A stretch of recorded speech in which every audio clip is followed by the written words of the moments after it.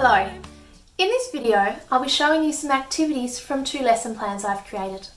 The focus of these lessons is on identifying and demonstrating understanding of the form of the 2020 Music Count Us In song You Won't Bring Us Down. These lessons and activities are aimed at students in grade 3 to 6, however they can be adapted and modified as required to suit other age groups.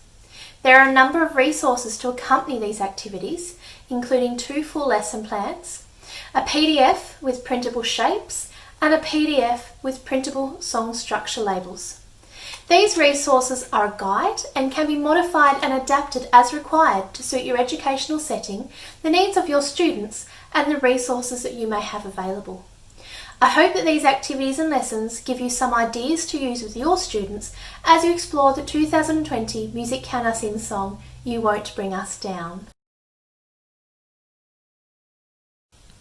The first activity in Lesson 1 is to look at past Music Count Us In songs as a whole class and map out the structure of these.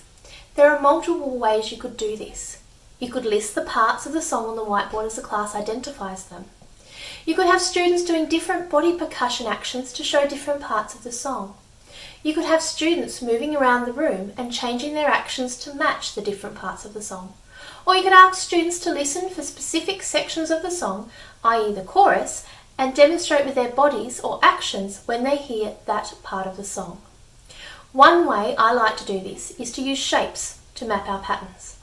I find that this is a great visual for students, and it also ties into and prepares them for a later activity in the lesson where they'll be mapping the structure of You Won't Bring Us Down.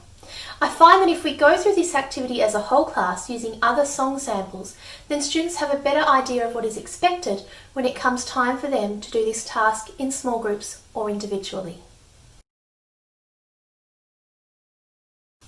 For the listening activity in Lesson 1, I asked my students to choose some body percussion actions that they can do while we listen to You Can't Bring Us Down.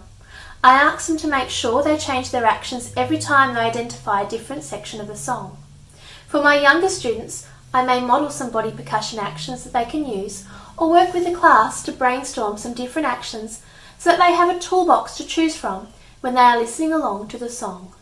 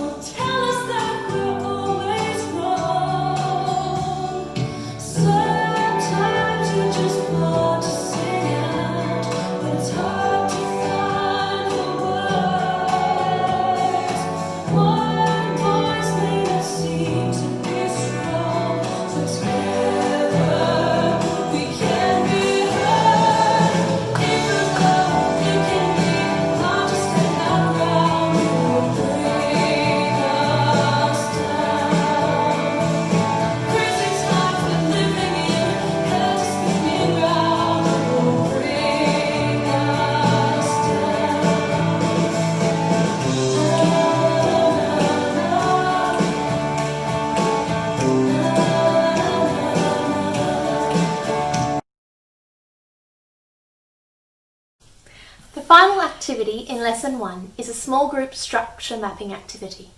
This activity leads on from the review activity at the start of this lesson and allows students to demonstrate their understanding of the structure of You Won't Bring Us Down, either in a small group or individually.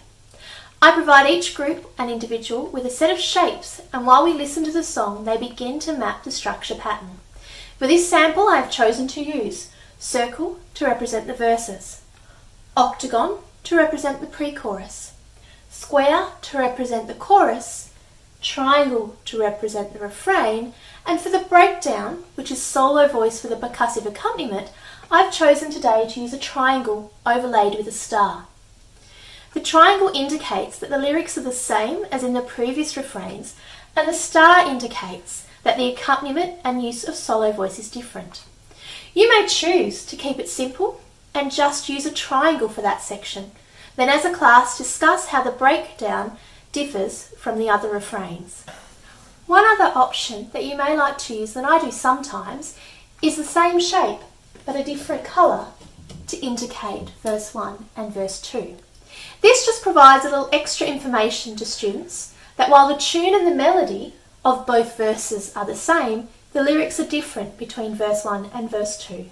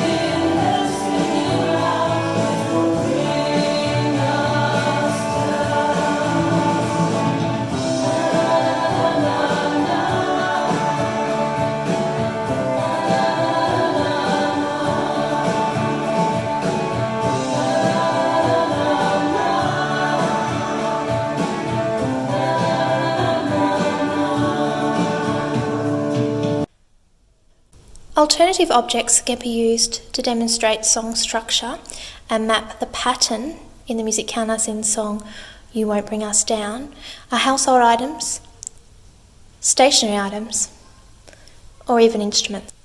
Once students have mapped out the structure of You Won't Bring Us Down using shapes, I give each group or individual a set of song structure cards. They use these while listening to the song to label their shapes with the structure of the song. We'll listen maybe 2 or 3 times so that students get a chance to check their structure and labelling against what they are hearing. Once they have done this, as a whole class, we discuss our results and I will map through on the whiteboard the structure of the song using shapes and label cards so that students can see how the song is set out.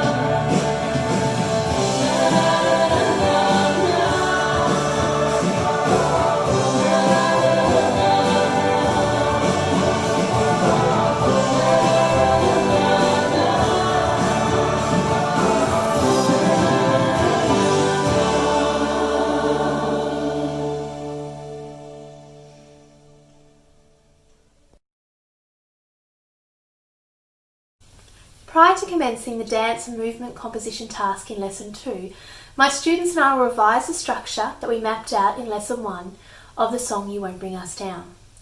We will go through the shapes again on the whiteboard and review the sections of the song.